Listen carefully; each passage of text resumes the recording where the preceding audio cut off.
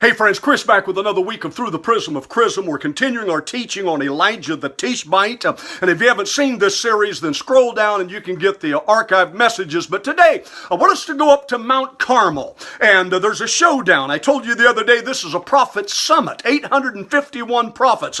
850 served the devil or Baal. 1, Elijah served Jehovah God. But listen, Elijah and God were a majority because greater is he that is in you than he that's in the world. But there was another group up on that mountain. They were onlookers. They'd just come to watch the show, and that's who Elijah addressed in 1 Kings 18 and 21 when he said, "How long halt ye between two opinions?" New International Version uses the word hesitate. New Living Translation says waver, and hobble between two opinions. You know, we have an idiom here in America called riding the fence, and that's what I want to talk about today. It's time to get off the fence and choose whom you're going to serve. 4 things. Number 1, it is impossible to remain neither nor in a world that is either or. You have to make a decision either for or against Christ. You know, in political polling, they have a category of people called undecided. Are you kidding me? How can you be undecided when it comes to Darwinism and Islamic jihad, when it comes to socialism and gay marriage and gambling, casinos, and all of these things? How can you remain decided? You've got to get off the fence and choose who you're going to serve.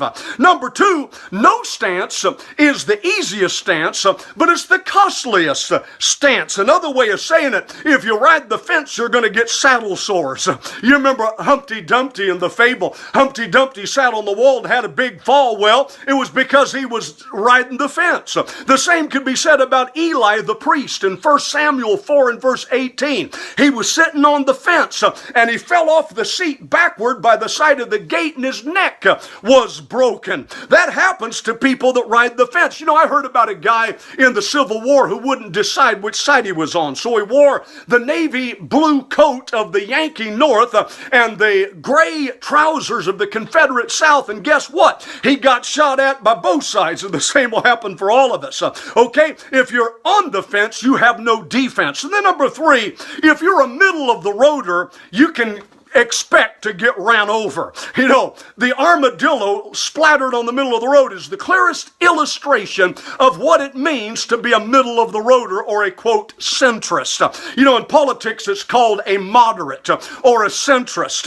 And a moderate is what? It's the worst of the best and the best of the worst. It is cool coffee and warm lemonade. It's like the lukewarm Laodiceans in Revelation 3 and 16 that Jesus said, if you don't change, I'm going to spew you out of my mouth. Think about that. What we need is not centrist. Elijah was an eccentrist. What is an eccentric? It's somebody that's gone out of the center. He's out in left field, and that's where God wants his prophets to move to today, okay? And then the 4th thing, let's close with this.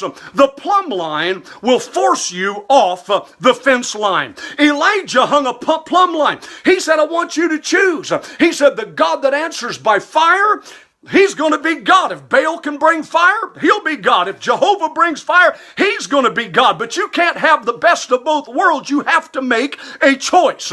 That's what Joshua said. Choose this day whom you will serve. As for me and my house, we'll serve the Lord. That's what Moses meant after the golden calf incident. And he said, who is on the Lord's side?